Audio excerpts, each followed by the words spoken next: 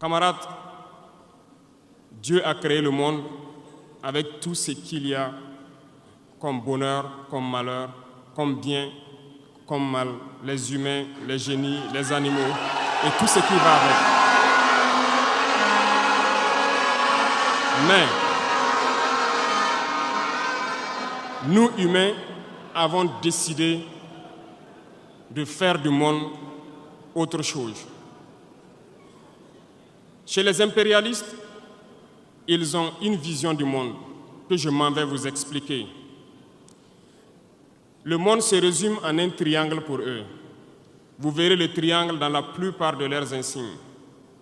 Peut-être que vous ne comprenez pas, mais le monde se résume en un triangle. Pour eux, au sommet du triangle se trouve l'empire du bien. Et l'empire du bien, c'est eux. C'est la prospérité, c'est tout ce qui est positif. C'est eux qui ont droit à tout ce qui est bonheur sur ce monde. C'est eux qui ont droit à toutes les richesses. C'est à eux d'imposer leur manière de voir le monde. C'est à eux d'imposer leur vision, leur mode de vie. Voilà pourquoi, pendant la colonisation ou leur conquête, je dirais, ils venaient vers nos terres et ils disaient qu'ils ont découvert nos terres parce que pour eux, nous sommes des sauvages. Nous n'avons rien de comme eux, en fait. Donc, ils nous appelaient des indigènes et c'est eux, le peuple. Ils s'arrogent tous les droits et pour eux, le monde doit marcher comme ce qu'ils veulent. C'est simple, je prendrai quelques exemples. Regardez à travers leurs films, ils ont préparé l'esprit de leur peuple pour les faire comprendre qu'ils sont les meilleurs. C'est eux qui doivent tout posséder. Vous ne direz pas le contraire.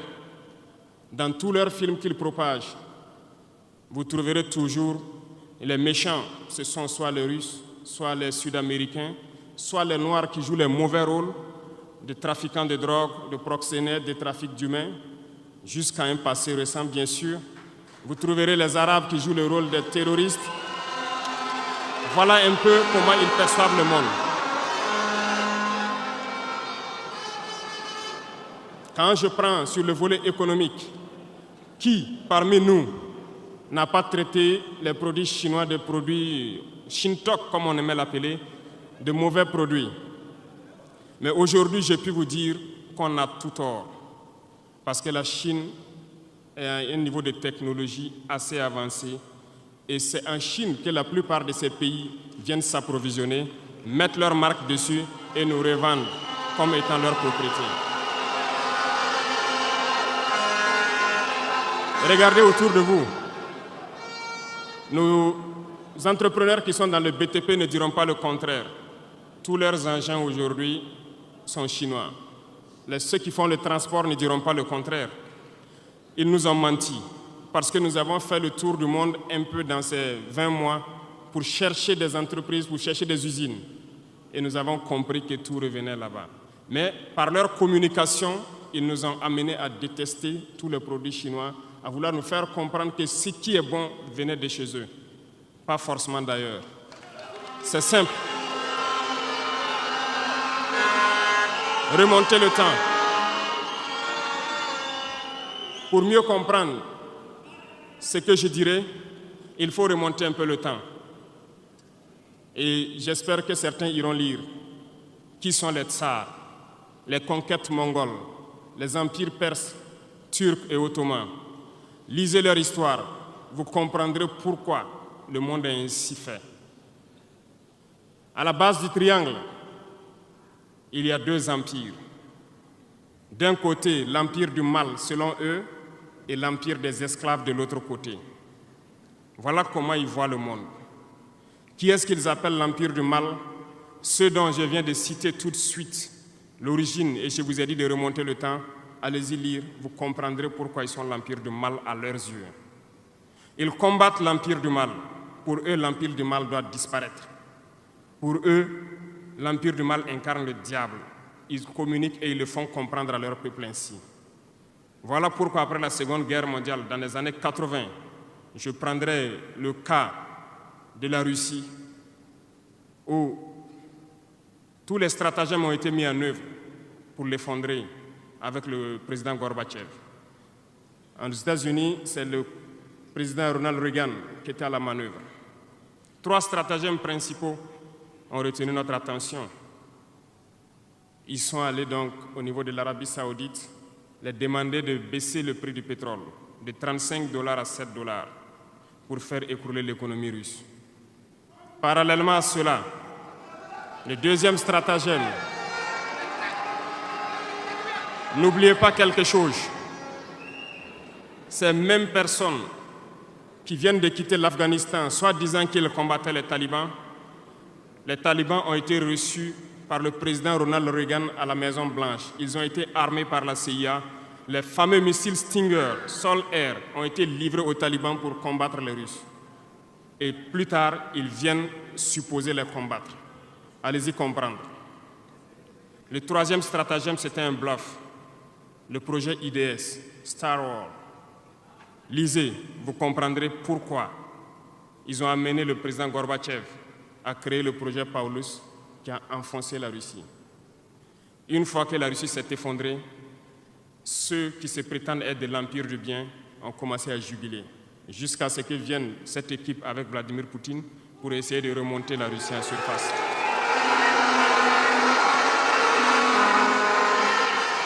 L'Empire du mal, selon eux, a beaucoup souffert. Regardez l'Iran aujourd'hui, toutes les sanctions possibles.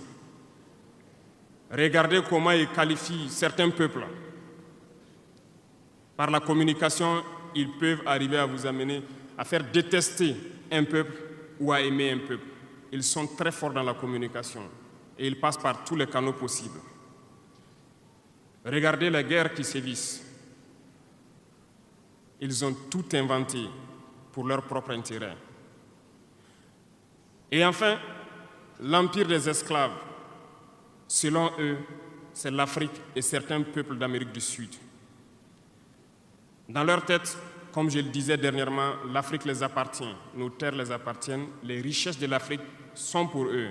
Et ils ne peuvent pas concevoir que des Africains puissent s'émanciper, sortir la tête de l'eau et vouloir donc les tenir tête. Et pour cela, ils se sont mis un cliché en tête. L'Africain est facile à manipuler, il n'est qu'émotion. Ils trouveront toujours un Africain pour lutter contre son frère. Et ça a toujours été comme ça. Par la communication, ils vous ont amené à détester votre propre couleur de peau. Dans nos cultures, et dans beaucoup de cultures au Burkina Faso ici, le deuil était symbolisé par la couleur bleue. Lorsqu'une femme perd son mari, elle portait donc des tenues de couleur bleue pour faire son deuil pendant un temps donné. Ce sont eux qui sont venus vous dire que le noir symbolise le deuil, le diable, la médiocrité, tout ce qui est mauvais. Et malheureusement, nous avons tellement avalé ça que lorsque nous sommes en deuil, nous nous mettons également en noir. Il faut que nous nous réveillons. Il faut que nous nous réveillons parce que voilà le cliché qu'ils ont en tête. Eux, ils sont l'empire du bien, d'autres sont l'empire du mal, et nous, nous sommes l'empire des esclaves. Voilà comment les impérialistes voient le monde. Il faut que vous compreniez cela. Et là, je m'en vais faire un coup de gueule à l'endroit donc de certains intellectuels qui continuent de vouloir prêcher pour les impérialistes. Est-ce qu'ils ignorent cette partie de l'histoire? Je n'invente rien. Ça a été déclassifié. Vous trouverez tout ce que j'ai dit dans les bibliothèques ou partout sur les moteurs de recherche. Ces intellectuels n'ont-ils pas lu cela? Ne connaissent-ils pas l'histoire de ce monde? C'est peut-être par malhonnêteté ou quelques billets de dollars qui les amènent à toujours prêcher pour les impérialistes. Il faut que nos intellectuels arrivent à tout moment à prêcher pour conscientiser nos peuples, nos masses populaires, pour qu'ils comprennent d'où ils viennent et comment ils sont vus des impérialistes.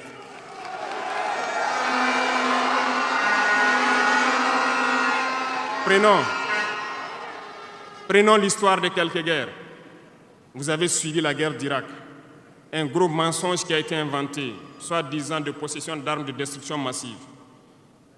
Certains sénateurs, au niveau des États-Unis, ont tout fait pour avoir les preuves. ils ne l'ont pas eu. Souvenez-vous que plusieurs personnes ont démissionné de la CIA après cette guerre. Des preuves ont été inventées de toutes parts. Des services secrets occidentaux les ont aidés à fabriquer des preuves.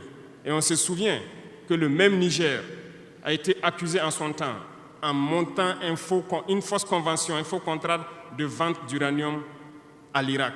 C'est le même processus qu'ils ont voulu amener la dernière fois pour soi-disant que le Niger vend de l'uranium clandestinement à l'Iran.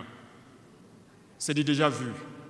Ils ont prétexté cela, ils n'ont pas eu de preuves. Même les Nations Unies ont trouvé finalement qu'il n'y avait pas de preuves tangibles de présence d'armes de destruction massive. Mais ils avaient leur objectif, il fallait détruire l'Irak. Ils ont détruit l'Irak. Ils ont créé l'État islamique. Tout comme ils ont créé les talibans dans les années 80. Les armer, les équiper. Et après, ils prétendent venir les combattre. Comprenez le jeu. Ça n'a que trop duré. Il faut qu'on se réveille et qu'on comprenne tout ça et que nous prenions conscience de notre situation et nous battre pour notre avenir.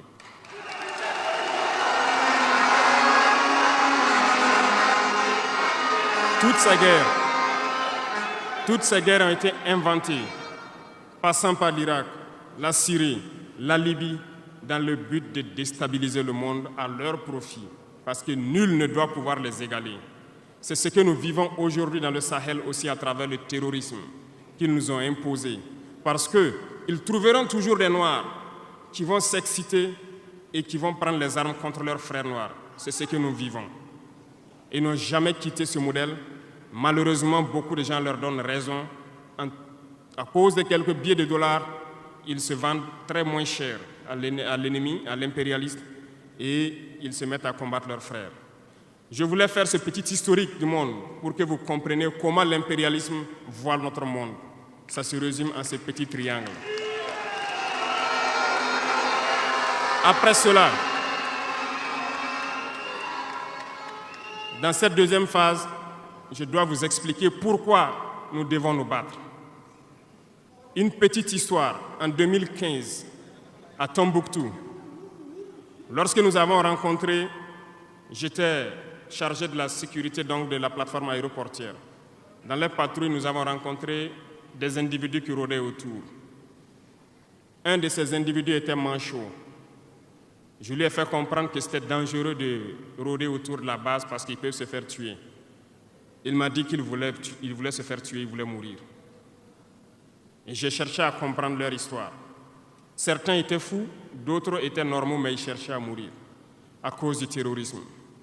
Ils nous ont expliqué que lorsque les terroristes sont rentrés à Tombouctou, le manchot qui m'expliquait ça, un soir, les terroristes se sont pointés à son domicile. Ont voulu violer sa femme devant lui. Il s'est opposé. Ils sont repartis. Le lendemain, on est venu le pêcher à la maison, l'amener à la place publique. On l'a accusé de vol. On a tranché sa main, on l'a battu. Il est reparti à la maison. Son fils, qui avait 16 ans, qui s'occupait de sa main, ils sont revenus. Ils ont violé la femme. Ils ont enlevé son fils. Ils ont continué à violer sa femme pendant des jours, jusqu'à ce que la femme se suicide. Et ils ont amené son fils, il n'a plus retrouvé son fils. Et lui, il préfère mourir. Voilà pourquoi il marche autour. Le jour qu'une sentinelle va lui tirer dessus, ça lui fera plaisir. D'autres ont connu le même sort. Ils ont été enlevés de chez eux parce qu'ils refusaient que les terroristes touchent à leurs femmes ou à leurs filles. Et le lendemain, on vient les soustraire, on les amène à la place publique, on les battait à sang. Et après, ils allaient faire leur sale besoin. Beaucoup de familles ont été détruites ainsi. Ce sont des criminels, des violeurs, des bandits, des trafiquants de drogue qui sont armés et qui sèment désolation dans nos contrées. Ils ne le font au nom d'aucune religion. Malheureusement, ici au Burkina Faso, certains villages se sont laissés compromettre par ces individus. Je parle en connaissance de cause. En 2022 à côté, j'ai été chercher avec mon unité dans un village parce qu'ils ne voulaient pas que nous restions là-bas parce qu'ils sont en bonne entente avec les terroristes. Ceux qui m'écoutent, ils savent de quoi nous parlons. Plusieurs autres unités sont témoins. Certains villages ont refusé catégoriquement que des FDS foulent leur sol parce qu'ils sont en bonne intelligence avec les terroristes. Nous leur avons fait comprendre qu'il n'y a pas d'alliance possible avec ces criminels, parce que c'est eux qui décident du jour où le pacte se rompt. Plus tard, je pense que beaucoup de villages ont compris cela. Lorsque le pacte s'est rompu, ils sont revenus sur les réseaux sociaux pour appeler au secours. Nous y avons été. Mais c'est pour dire, peu importe ce qu'ils viendront vous dire, peu importe les flatteries possibles, peu importe le pacte que vous avez signé avec eux, le jour qu'ils décident de mettre fin au pacte, ils viendront tuer et mettre fin au pacte. Il n'y a pas d'alliance possible avec les terroristes. Il n'y a pas d'alliance possible avec ces criminels.